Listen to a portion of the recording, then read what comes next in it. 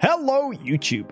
We return this month for account reviews. It is Tuesday on the very first week of the month, so if you want to join us here and on Twitch, and you could be checked out on the first Tuesday of the month as well. We're going to be doing some account reviews. We have 2 accounts to start with, and these should be interesting for you if you're a new player. If you're starting to build E5s, maybe you've got 2 E5s, you're in this early stage of the game. So this is what these people are. We're going to be breaking down their mistakes, hopefully pointing them in the right direction, and giving them some advice to move forwards. So here we go. We begin on an account belonging to Jake. And Jake is level 121, free to play. So what you'd expect here, you'd expect probably a couple of E5s, maybe more. You've been playing for about 3 months, 4 months, something like that. And you've got 400 million gold, which is great, and 11,000 gems. Now, in that time, I think you should have been able to have picked up some good progress. So let's go take a look. Well, immediately, there should be some things that come to you as, oh, what's going on here? But before we address those things, let's talk about the good stuff. So 3 to 4 months, you've established an Eloise with 2 imprint levels. She's got a C+ awakening, and you've got an E5 penny. These are good. This is great. This means you've gone Eloise, and then you were like, okay, Eloise ain't so good at the Aspen Dungeon. I want a hero from a different faction. Let's go for Penny. She's also a ranger. So your process of choosing another E5 is sound. It's good. Some people would go straight for ticks. Others would jump straight in for a carry if they had a lot of dark food. Some would even choose Ithaca if they had a lot of copies. For you, I'm guessing Penny was the next hero you had a lot of copies of, and you chose Penny as the good choice. Now, these as 2 isolated heroes jump out to me as good choices. However, there's also a potential negativity to this. You may have built Penny because you want to go ahead and build the Rainbow. I've discussed this in depth in previous videos, so I don't want to go into it. I actually have a video talking about the myths of idle heroes where I discuss the Rainbow. Let's quickly explain what it is. It's where people try to build an E5 from every single other faction. Wait, what the heck? We'll talk about that in a second. From every single other faction, and they try to build a hero to complete the Rainbow. But in turn, what they do is they stop themselves establishing tenants, so when they eventually get to Void 4, they build themselves a Void 4 Eloise or whoever it is, and they actually don't have any tenants for that hero. It's happened to loads of people in the past. It's always sad, because getting to Void 4 should be a huge milestone in progress, because you can build in the Cloud Island, which you can find in the Celestial Island, you can put in your tenants, and you can use all the Cloud Island resources that you've managed to put together and make a ton of progress. And if we look at your bag, you'll see you do have resources for the Cloud Island that you'd be able to put straight in there and make some progress and get your tenants established. So you would see a huge power spike. Now, right now, you don't have any tenants. So let's address that immediately. Don't go and build the Rainbow. Let's get some tenants in for Eloise. We've got the Penny. That's nice. Let's start getting in heroes like Tix, who hopefully you have some copies of. Wait, you have no shadow heroes here? Okay, we'll talk about that in a second. But yeah, Tix would be an excellent choice. Don't know why you've only got 1. Maybe you fed him by mistake. Don't feed Tixes. He's pretty good. Let's look at the other faction. Wait, is there even an Ithaca here? No, there isn't. Oh, no. Oh, no. Who did you feed, man? And the Dark faction? You have no Dark heroes. Where are your heroes? You have some. Oh, no. What? I know his Mockman is 7-star, but surely we should have more than this. Right?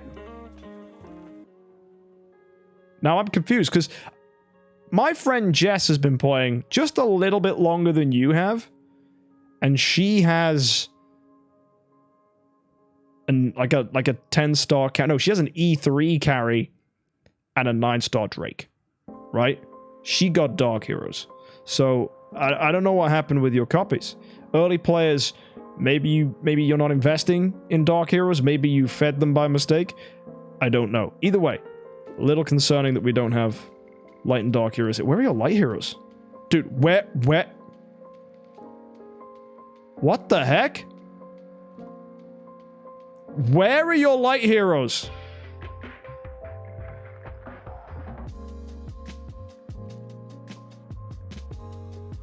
Where are your heroes? You must have built a 9-star and fed them in the light faction. There is no other explanation. You have no heroes. What about individual factions? Shadow is empty. Fortress is almost empty. You got a 9-star puppet just chilling. That's mad. Abyss? What the heck? Dude! What is going on?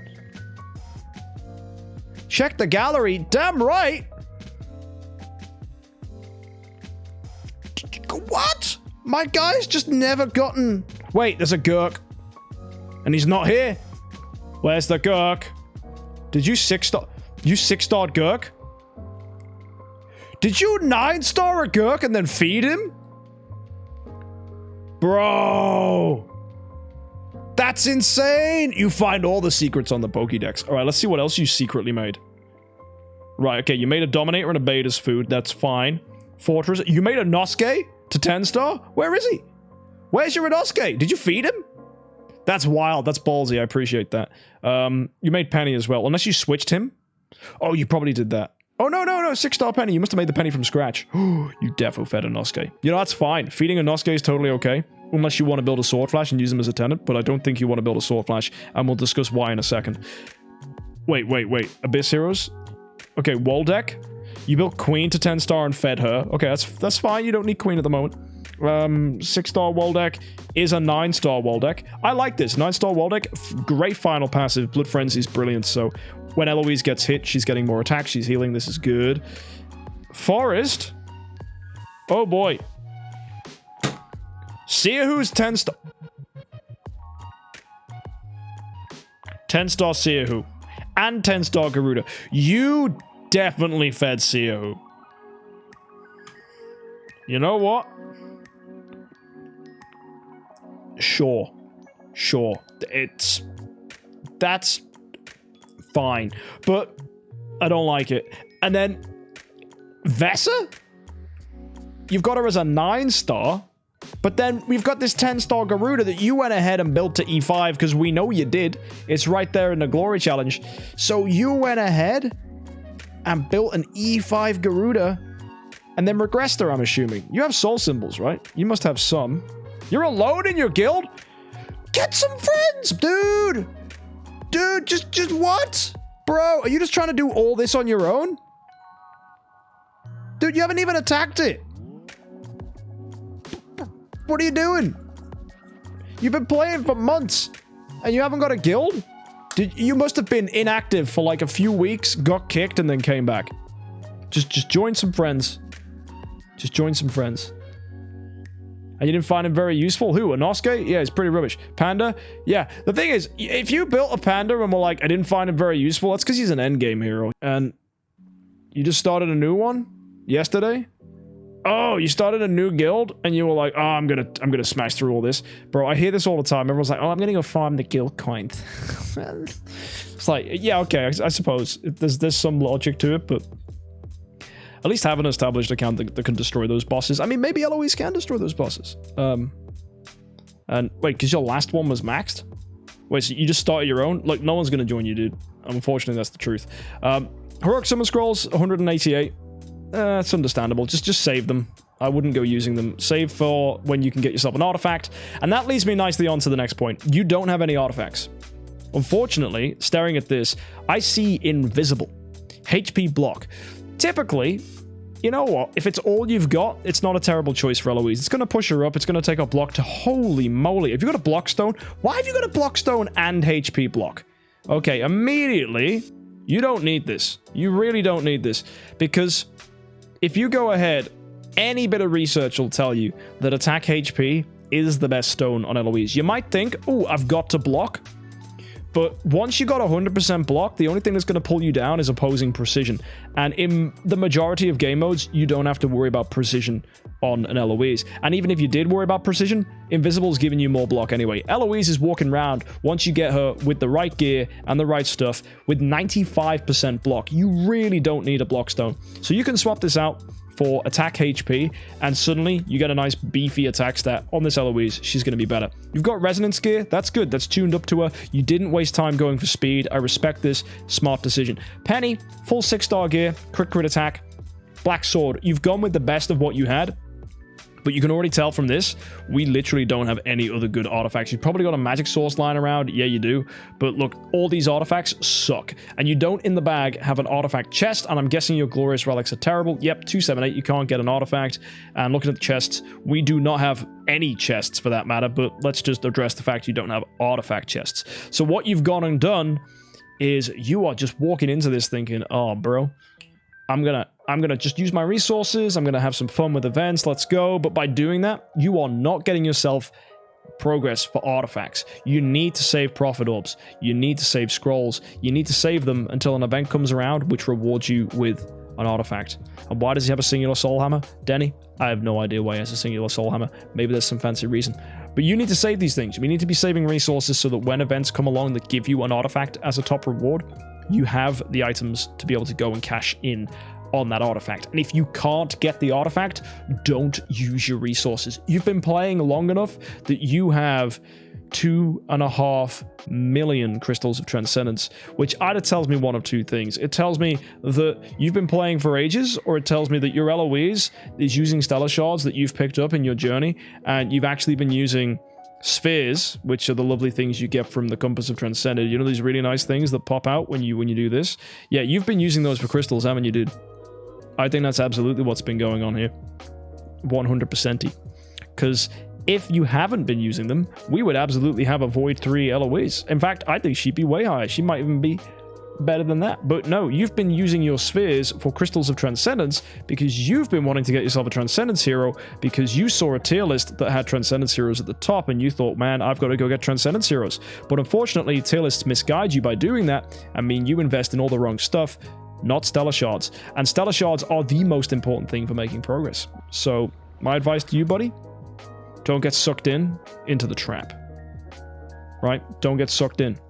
Don't you go opening any spheres for anything that isn't stellar shards. Stellar shards, the things used for imprints, are so important because the power level of a hero is way more important than whether you have a transcendence hero or not.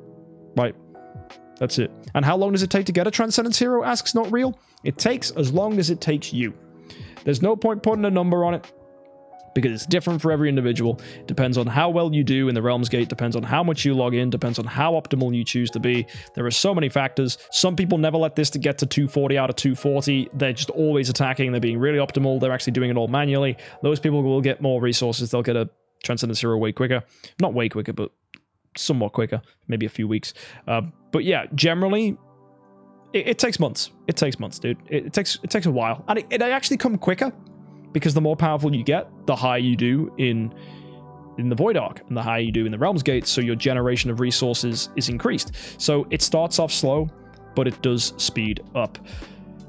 So you've got to be careful, man. You've really got to be careful. And I think just good luck.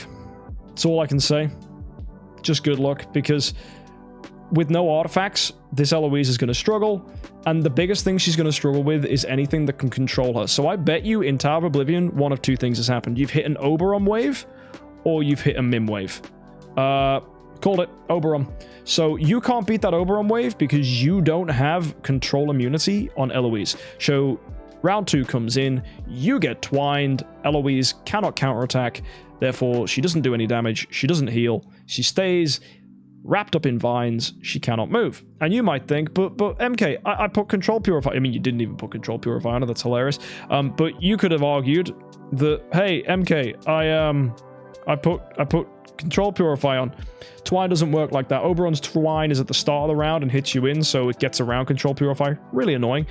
So if you want to be able to beat Oberons, or many game modes, Ignis is your secret weapon. You want to build her to 9-star, and you want to put her next to Eloise in the fight, and then she dies, and then you win, because she gives you control immunity. Now, you already have 2 Ignises. This is beautiful, so let's get ourselves some more Ignises. Let's focus on getting her built to 9-star.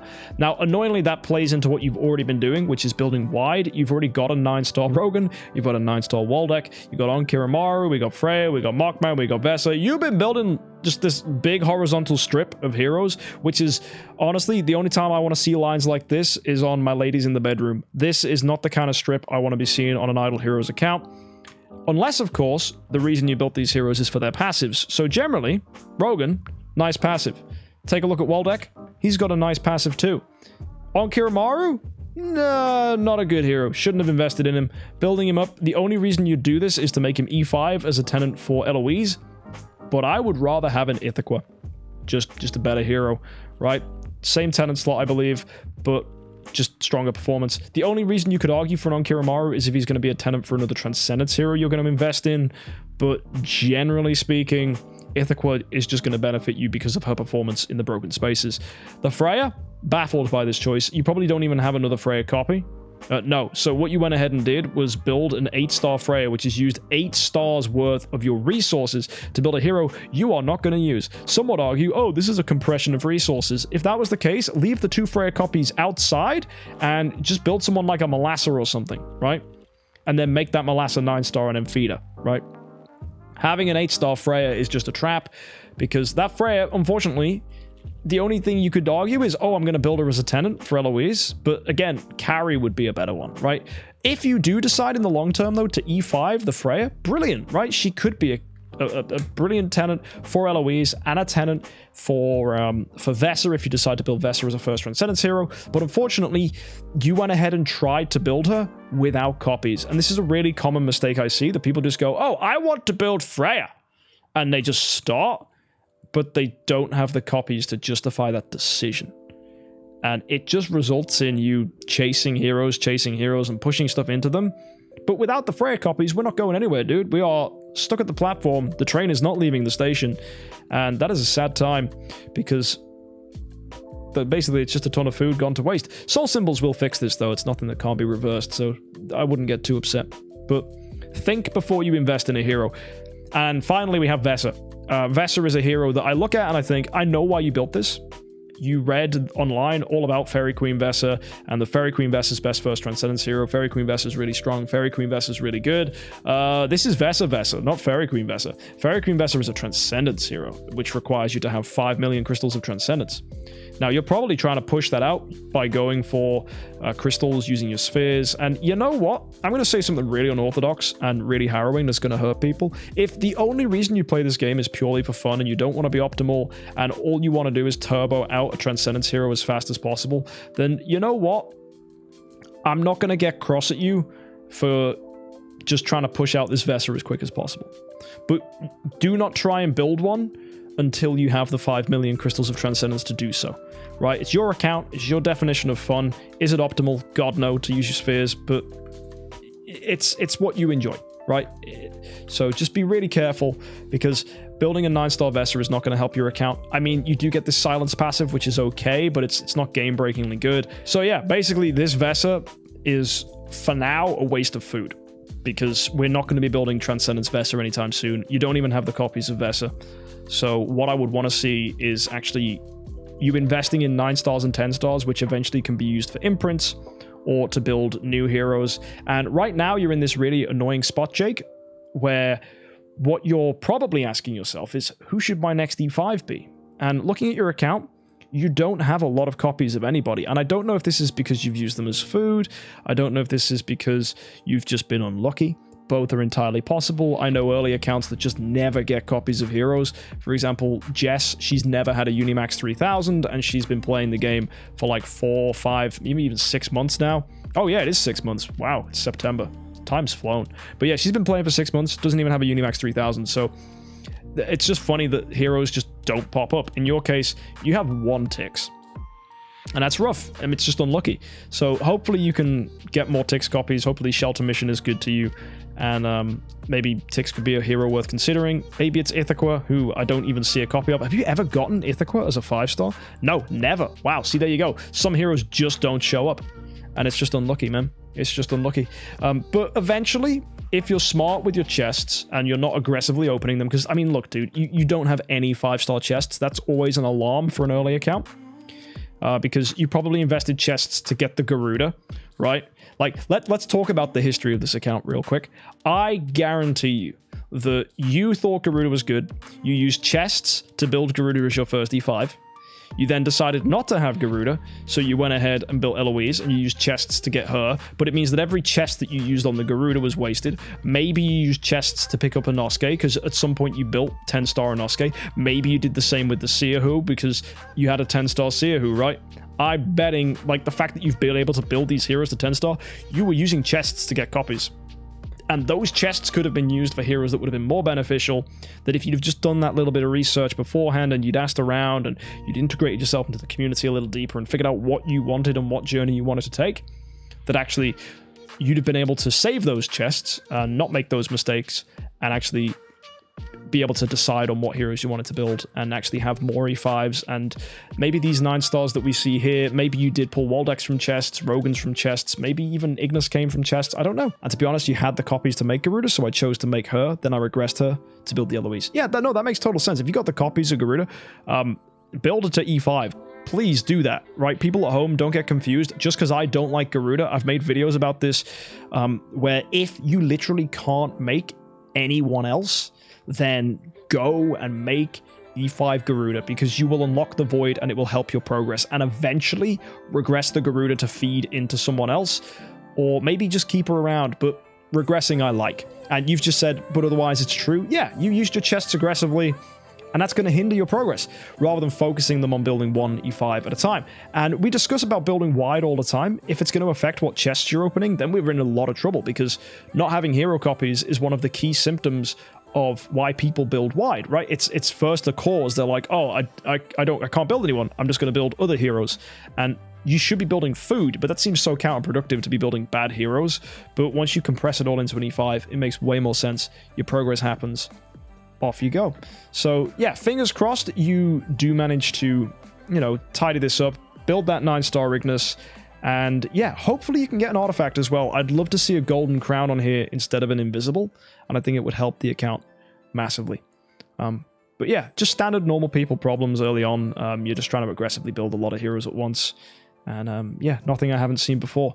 So the only thing you've said is just that you feel like your luck's been disgusting, and I think that's true to an extent. But in Idle Heroes, you can manipulate your RNG by saving chests and being strategic with when you invest in stuff. And I feel like this is one of these moments where you've gone ahead and you've tried to invest a little too heavily in too many heroes and hurt your ability. Because if you're relying on luck and luck alone to get hero copies, then chests become so important. But without having them, you can't try and brute force a hero. So just got to be really mindful that it's not necessarily that you've been unlucky. A lot of people don't get the hero copies they want, and it's only chests that rectify that. Some people often ask me, and I'll finish with this before we move on to the next account. I often get asked, when do we open chests, right? Because they hear all the time that you should save your chests. It's not unusual to be unsure when to open chests. And that all comes down to the fact that hoarding can often cripple you. But the answer for when to open chests is when you need the hero. So let's say we've got all the 9-stars and 10-stars ready to build ticks. And I'm looking at my ticks copies, and I've got 4 in my bag, and I've got 5 chests. And the only thing stopping me from building that ticks is literally just going, I need ticks copies right now. That is when you open chests. And the only reason I would ever delay that is if you know for sure that the hero you want is a reward in the next event. So when you go to the event preview and you see its shelter mission, and let's say there was a ticks in here, I would then delay the progress of E5ing that ticks by 1 week, because it would save me a chest, because I know for a fact I'm getting a ticks next week. So that is the only time I would delay my progress building an E5.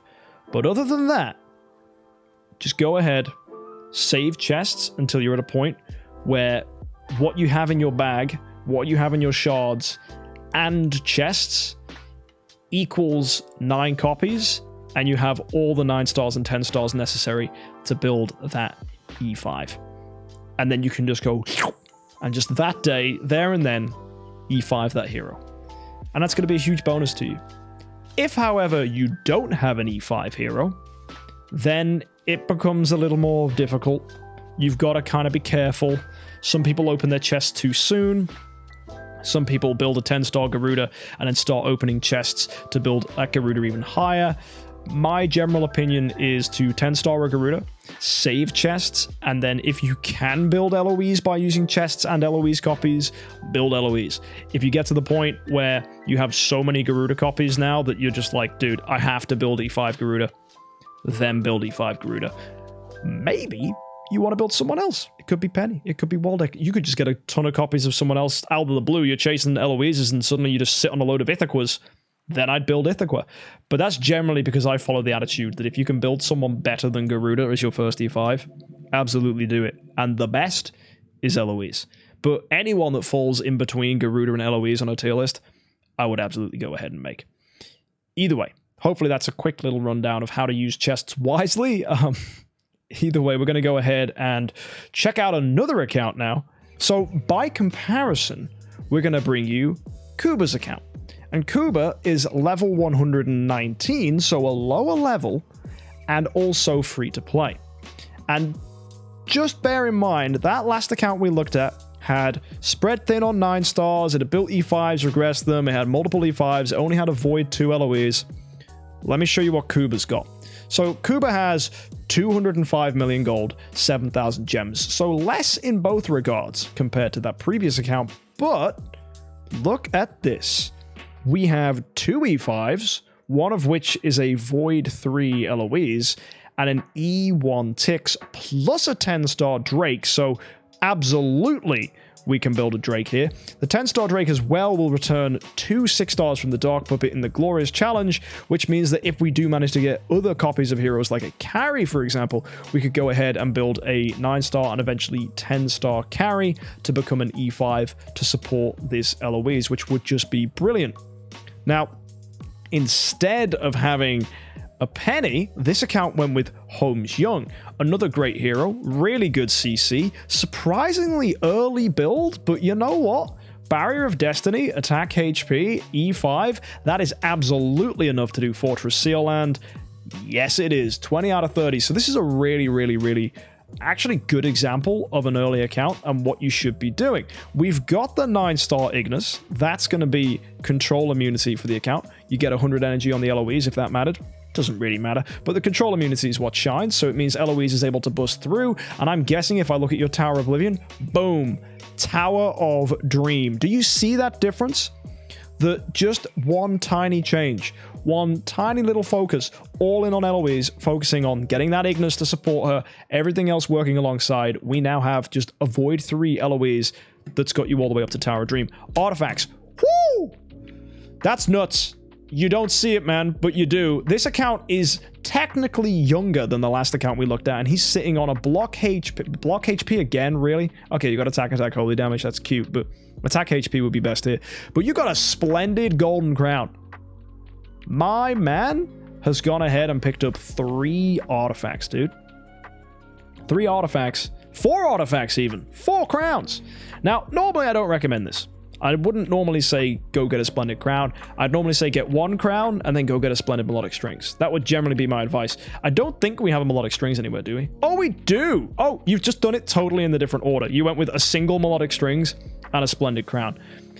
I want to get mad. I want to be like, dude, what are you doing? But you know what? I really like splendid crown, okay? And if it's your definition of fun to make Eloise as tanky as physically possible, then sure, have a splendid crown. The rate that DH Games are giving artifacts out now to free-to-play players, it's not the end of the world if you go ahead and build a splendid crown first. It's going to make your Eloise feel juicy, and you're going to have a lot of fun. So, heck, on the definition of fun rules all, yeah, build a splendid golden crown. It's a nice time. Also, guys, I know there's a lot of people that really, really love AMB, but you just can't beat a splendid golden crown on Eloise. I'm sorry. AMB becomes like better when Eloise has got so much attack that, quite frankly, you shouldn't even be using an Eloise anymore. You should have Transcendence Heroes. So, yeah, forget it. Crown's just too sexy. Melodic strings on the ticks, really nice. Once you get into E5, he should be able to do Aspen Dungeon for you. As I can see here, you're at level 3, 4, 5 on your heroes, which means you haven't done Death 100 in Aspen Dungeon. So that's totally normal. I'm expecting you to be able to do this. And Oh, wow, your Eloise has already died to this wave. Yeah, oh, bro, never, ever, ever send Eloise in against Oberons. That'll be a job for probably Holmes Young, or even just Tix to go boop with an active skill, right? And just kill him. Because there you go, victory. Ta-da, see, I got you a win. And yeah, just be mindful of that. The Eloise just can't deal with Oberon. Right, there's faction disadvantage, and also CC will ruin Eloise's day. And Twine, no matter how much control purify you put on, as we discussed in the last video, will stop you. So yeah, Oberon is Eloise's weakness. That's why it's very, very strongly encouraged that you have a 9-star Ignis. So yeah, Papa Loco, lovely account so far. And okay, your answer to me, or your question to the community when you submitted your account was, I don't know who to prioritize. Now, I'm surprised.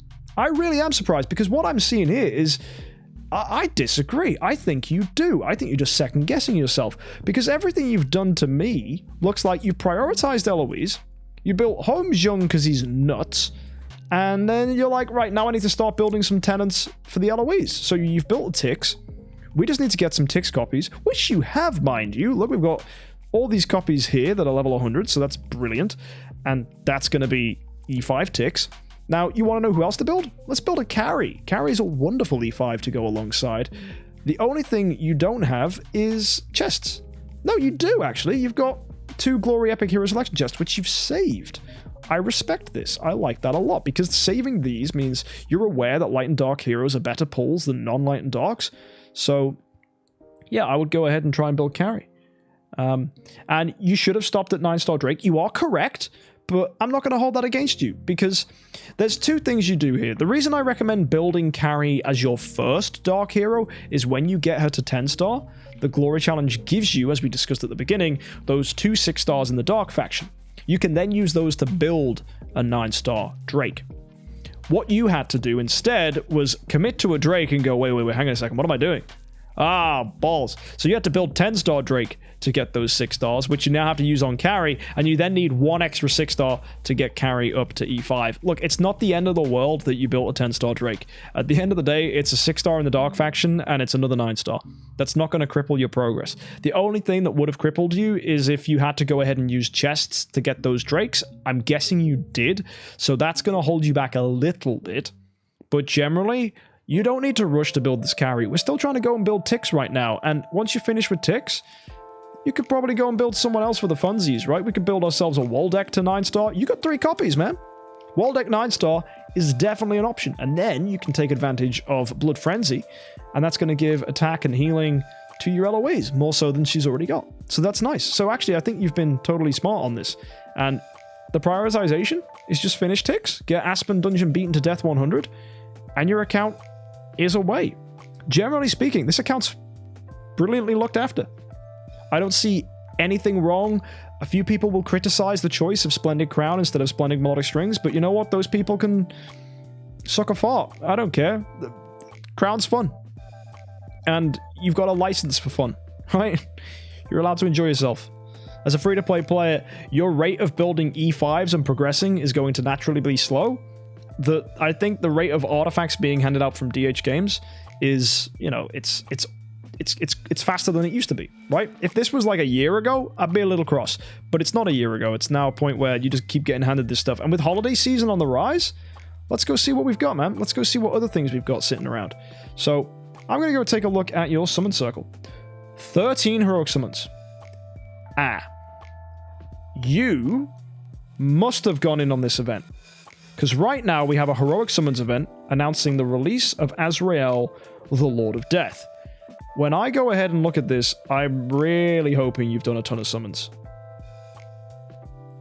Oh, you've done 800. Does that mean